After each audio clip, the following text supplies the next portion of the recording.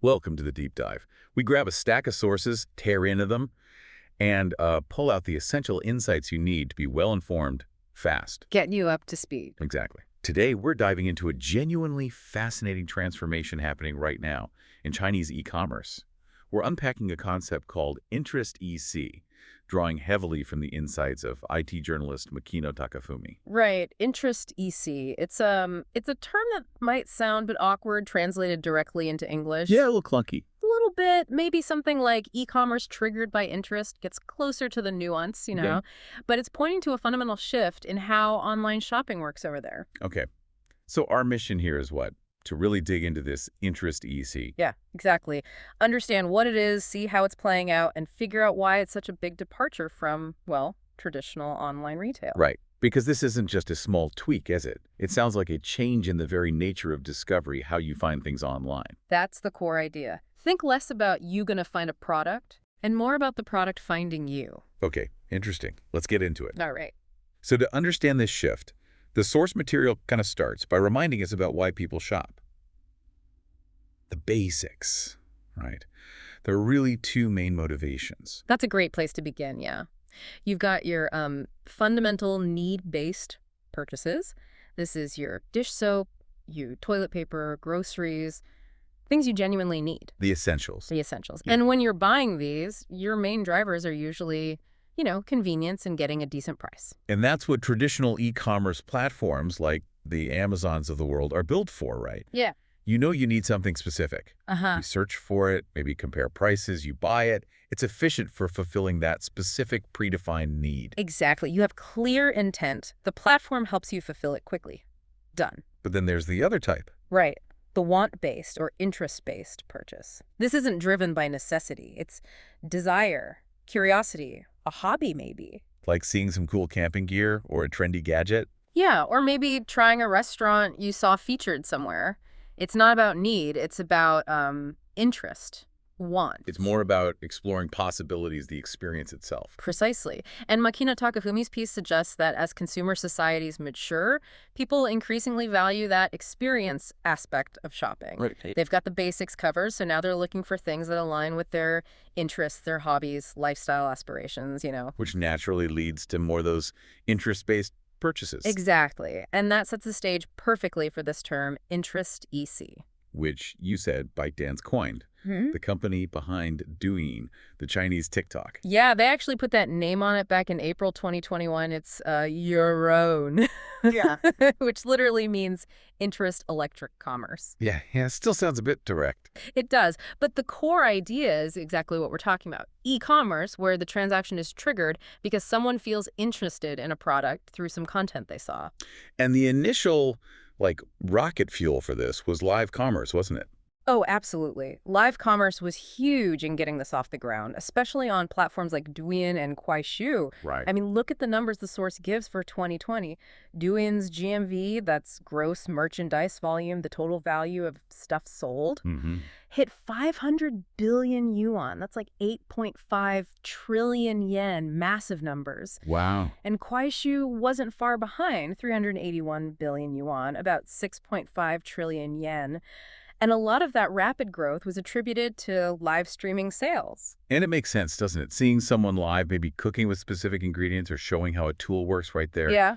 It definitely sparks your interest in that moment. Like that example in the source about watching someone eat frozen dumplings on a stream. And immediately wanting to order them yourself. Exactly. It simulates that in-store demo or just seeing something appealing right in front of you. It sparks interest that can lead straight to a purchase. Okay, but here's where it gets maybe even more interesting. The trend is now solidifying beyond just those live events. The source points out it's increasingly driven by short video. This is the key evolution, yeah. It's not just about scheduled live streams anymore. Platforms like Douyin, Kuaishou, Xiaohongshu, which people often call RD. Right, LARD. They're integrating product introductions directly into the short video feeds people are just scrolling through. And crucially, even the traditional giants like Taobao have jumped on board with this. Which is a really big deal, isn't it? Because Taobao, historically, has been that classic search for what you need platform. Yeah. Detailed text, photos, kind of like Amazon or Rakuten. Exactly. It was the people look for goods model Hmm. personified. But short video is just proving incredibly effective at grabbing attention and generating that want impulse. Hmm. The source argues that while, text and photos won't disappear entirely, a big chunk of how products are discovered and presented online is shifting to video. Why? Because it's just better at stimulating that immediate interest needed for this model. So Taobao officially supporting short video back in April 2021. That was basically a signal that this wasn't just a fad. Absolutely. It validated short video as a core sales tool. It made everyone pay attention to its potential across the whole industry. Okay, so if short video is the key vehicle now, how does this actually change the fundamental mechanics? Yeah. How commerce works on these platforms? The source talks about this core concept, the flow of traffic. That distinction seems really important. It really is the heart of this interest EC idea. So traditional e-commerce, like we said, is built on Renzhou, Renzhou. which translates to people look for goods. Okay. Think of it like going into a digital department store or a giant supermarket online. You have an item in mind, maybe shampoo, maybe a specific book, Uh-huh. and you navigate the huge inventory using search or categories to find it. Your intent drives your action. You initiate the search. Right, because you know what you want, or at least the category. Precisely. Interest EC flips this entirely. It's 货giao人, Who's Zhao Ren? meaning goods look for people. Goods look for people. Okay. This is less like that structured store visit and more like browsing a lively shopping mall or wandering through a market. You're maybe just there for the experience, scrolling for entertainment. Just killing time on doing or whatever. Exactly. And interesting things catch your eye as you move through the space, or in this case, the feed. So how does that work online then? Especially on platforms where people are mainly watching, funny cat videos or dance challenges. How do the goods find the people? That's where the content and, crucially, the algorithm come in. People are scrolling their feeds for entertainment. Mixed into that feed are these short videos that happen to feature products. Okay. The key mechanism here is AI recommendation.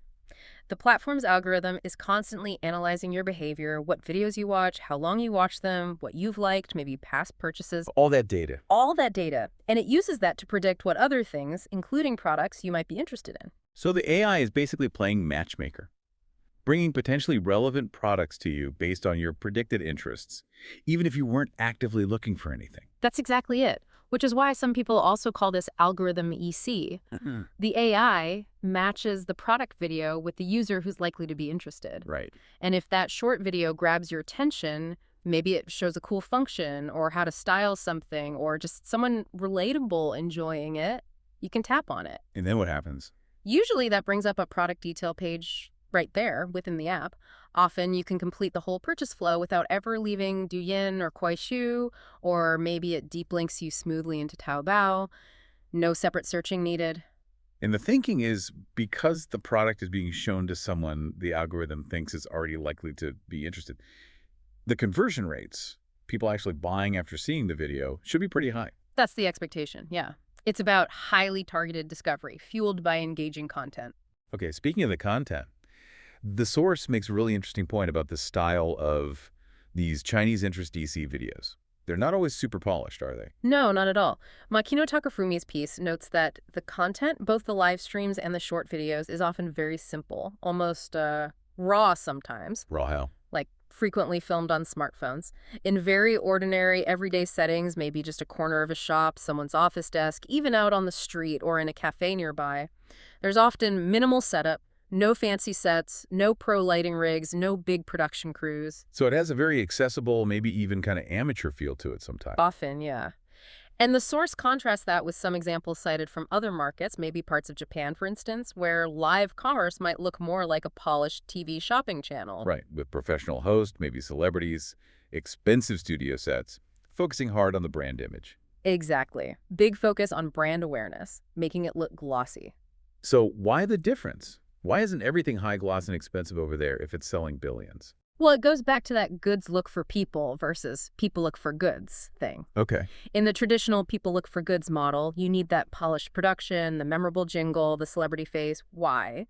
Because you're trying to make the consumer remember your brand name and product. Ah, so they can go and search for it later, among all the other options. Precisely. You're building brand recall for a future search action.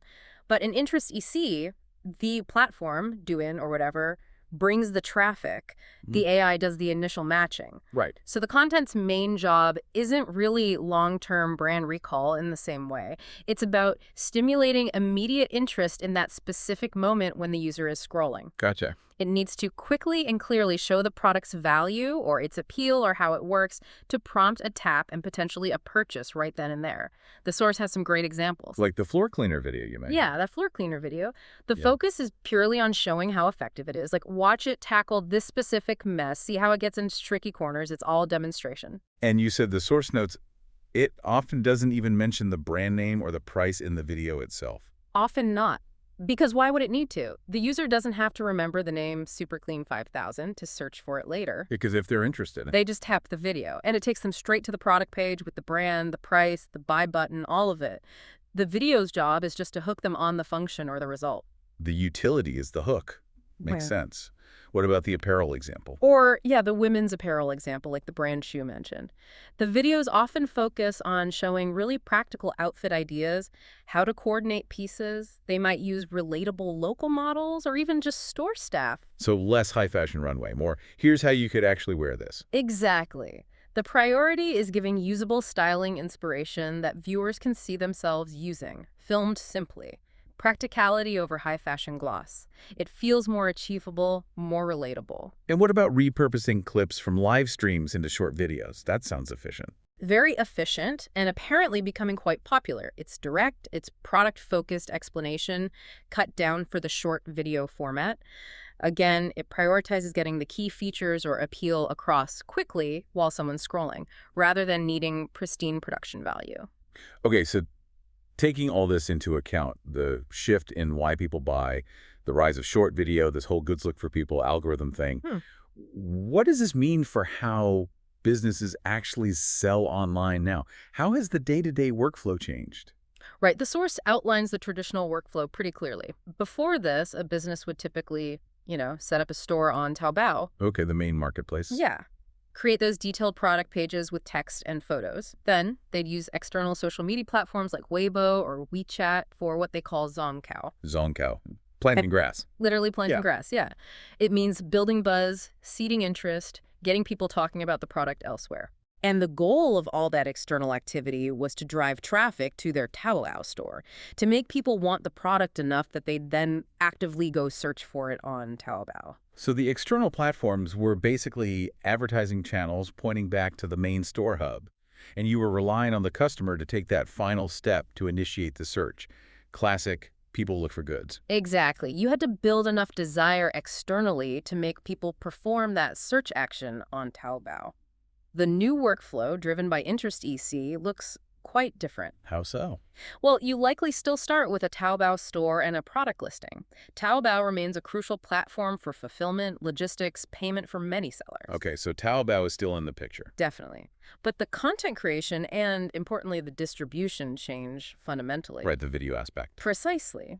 Now, you create short videos for your product, and the source notes Taobao has actually made this easier, providing tools so even smaller businesses without professional video teams can create decent content, maybe with some basic training on lighting and framing. Okay. And these videos aren't just for, like, ads anymore. No, that's a key point. They're increasingly used right on the Taobao product page itself, maybe replacing some of the static images or supplementing them. So the destination page itself becomes more dynamic. Ah, okay. The content on Taobao changes too. Yes, but the really crucial part is distribution. You then take these same short videos and you distribute them across multiple short video platforms. Douyin, Kuaishu, Xiaohongshu, wherever your audience might be scrolling. So you push the video content out widely. Exactly. And those platforms, using their AI algorithms, Right, the matching. they show your videos to potentially interested users as they're just browsing their entertainment feeds. And presumably those videos are linked back to Taobao somehow. Yes, that's the critical link. Typically, tapping the video itself or maybe a little shopping bag icon or link that appears with it takes the user directly Straight to the product page on Taobao. straight to the relevant product page on Taobao to complete the purchase, seamlessly, ideally. Okay, let me see if I've got this.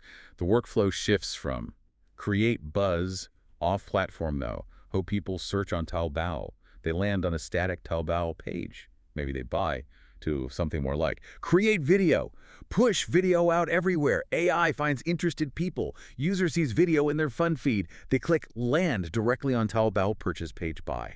That's a really good summary of the shift, yeah. It's moving from driving people to information via external buzz and search to letting engaging video content find the right people via AI and taking them straight to the point of purchase. Much more direct. And the source really emphasizes Taobao's role in enabling this by supporting the video creation and, crucially, letting sellers distribute these videos freely on other platforms. It highlights that as a pretty significant factor, yeah. Yeah. Taobao essentially facilitated this shift, which, benefits their sellers by opening up massive new discovery channels. And ultimately benefits Taobao too, right? Because the sales still often happen on their platform, boosting their GMV. Exactly. It's kind of a win-win that helps the whole ecosystem evolve in this direction. It really sounds like that tight collaboration, or at least integration, between the content and social platforms and the robust e-commerce infrastructure like Taobao's is absolutely key for this interest EC model to work smoothly.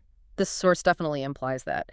It even contrasts this integrated Chinese system with some of the difficulties cited in other markets like Japan, where live commerce hasn't seen quite the same explosive growth. What kind of difficulties? Things like maybe a lack of a single dominant connected platform. Often, purchases might happen on individual brand websites, which could mean the user needs to create a new account, enter their credit card details again. Adding friction to the process. Exactly, adding friction right at that impulse moment. The source suggests that the seamless ecosystem in China, where content finds you on one platform and a click leads directly to an easy purchase on a familiar, trusted platform like Taobao, is essential. And it even speculates a bit, suggesting the potential if major players elsewhere, say like Rakuten, TikTok, and Instagram, could build a similarly integrated structure. Yeah, it hints that the underlying framework, that smooth connection between discovery and purchase, is crucial for this kind of interest EC model to really flourish at scale. So as we wrap up this dive then, the source seems pretty definitive about the fundamental transformations that are underway. Absolutely. It really boils it down to some clear, concise shifts from shelf VC, Jeremy, browsing a static display online to this dynamic interest EC. Okay.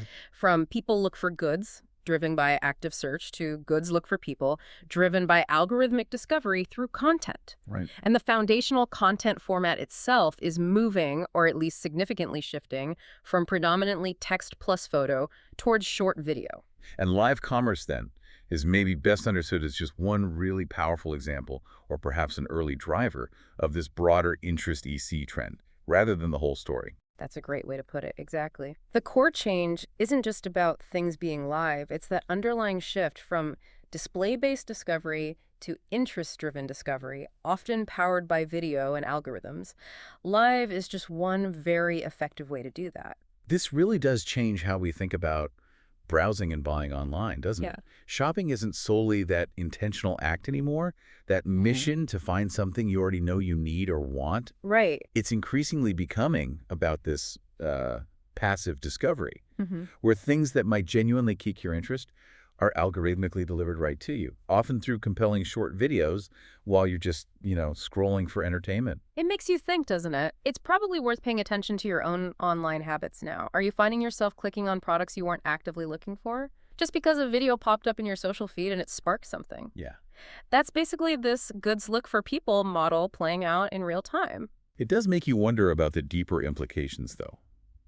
When products are actively finding you, curated by AI based on your observed interests, what does that actually mean for us, for consumer behavior? Is this like the ultimate hyper-personalized shopping experience, making it incredibly easy to find things you'll love? Or does it change something more fundamental about the nature of desire itself? About impulse control, how we navigate the commercial world when appealing things are constantly being surfaced directly to us rather than us seeking them out? It's definitely a thought-provoking question about where consumption is heading.